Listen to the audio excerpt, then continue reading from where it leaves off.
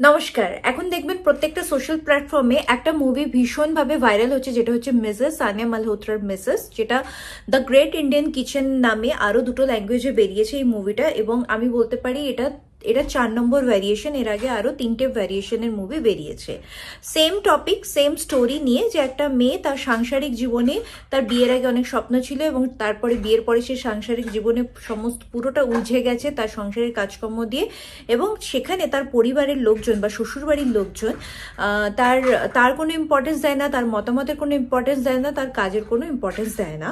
এবং লাস্ট অব্দি সব ছেড়ে ছুড়ে সে তার নিজের প্রফেশন বেছে নিয়ে, সে যেই স্কিলটায় খুব ভালো সেই স্কিলটা বেছে নিয়ে একজন প্রফেশনাল হয়ে উঠেছে। তো এটা হচ্ছে মুভিটার মেইন স্টোরি। অবশ্যই এইটা ছিল, এবং আমরা যেটা দেখতে পাবো এটা আমাদের আগের জেনারেশন বা আমাদের মাদের জেনারেশন বা আমাদের বড় যারা আছেন আমাদের দিদিদের জেনারেশনে এটা দেখতে পাবো।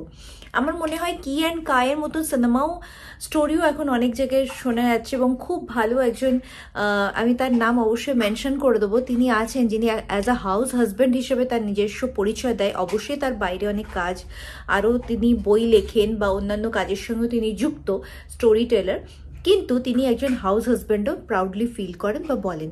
তো এখনকার আমাদের যে জেনারেশন আছে তারা অবশ্যই আমাদের সঙ্গে হাত বাটায় বা আমাদের সঙ্গে অনেক হেল্প করে।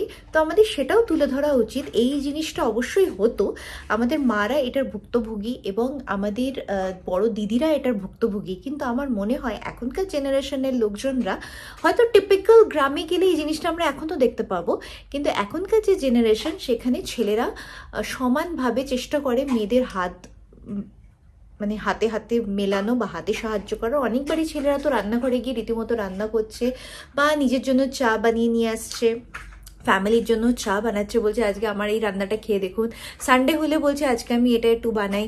ওরা অনেক সময় ওদের বিভিন্ন কাজের মধ্যে দিয়ে আজকাল একটু নিজেরাও রান্নাবান্না করে ওইটার মধ্যে আবার একটু ব্রেক খুঁজে পায় ওদের পুরো দিনের বা পুরো সপ্তাহের রুটিনের মাঝখান দিয়ে, বা একটু বললো যে আজকে চলো বাইরে থেকে খাবার টাবার নিয়ে আসা যাক। তো আমার মনে হয় এই একটু একটু চেঞ্জ বোধহয় এসছে। তো পুরো এই ঘটনাটাকে রোল অফ না করে বা পুরো এই ঘটনাটাকে মাইন্ড আউট না করে আমার মনে হয় তার সাথে সাথে একটু কিকা মুভিটাও এর পাশাপাশি চালানো উচিত, যে না এখনকার ছেলেদের একটু হলেও মন বদলাচ্ছে, তবে তাদের স্থিতি বদলাচ্ছে এবং তাদের চিন্তাভাবনা বদলাচ্ছে। তো আমার মনে হয় আমাদের মেয়েদের এটা সব থেকে বড় পার্ট, আমরা যদি আমাদের ছেলে মেয়ের মধ্যেও সেই জিনিসটা ভরি যে আমাদের হাজব্যান্ডরা যেমন যেমন করছে, আমার তো মনে হয় আমার পরিবারে সে একটা বাচ্চা তার বাবাকে যা যা দেখবে সে নিজেও তাই করবে। তো আমাদের হাজব্যান্ডরা যখন যদি এটা করতে শুরু করে দেয়, বা আমাদের ভাইরা, আমাদের বন্ধুরা যদি এরকম করতে শুরু করে দেয়, আমার মনে হয় তাদের পরের জেনারেশনও তাই দাঁড়াবে, পরের জেনারেশনও তাই করবে। আমরা আমাদের ছেলে মেয়েদের মধ্যেও এই জিনিসটা করতে পারি, যাতে পরবর্তীকালে আবার এইটা ফিরে না চলে আসে, এবং ছেলেরা অ্যাজ আ হাউস হাজব্যান্ডও নিজেদের প্রাউডলি পরিচয় দেয় এবং তারা মেয়েদের সাথে হাত বাটায়। অনেক সময় তো আমি এরকমও কিছু ফ্যামিলি দেখেছি, ছেলে মেয়ে দুজনেই কাজ করে ফিরে আসছে, বরং মেয়েটাকে বলছে তুমি একটু বসো, সে নিজে রান্নাঘরে যাচ্ছে যে আমি একটু চা বানিয়ে দিই তোমার জন্য, চলো একসঙ্গে বসে চা খাই, বা আজকে একটু বাইরে থেকে কিছু খাওয়া দাওয়া করে আসি। তো এখন স্থিতি একটু পাল্টেছে, এখন আর সেই স্থিতি নেই। গ্রাম্য লেভেলে গেলে অবশ্যই দেখা যাবে। তো তবে তারাও আজকাল টিভি মোবাইল হাতে পেয়ে সেই জিনিসটা আসছে।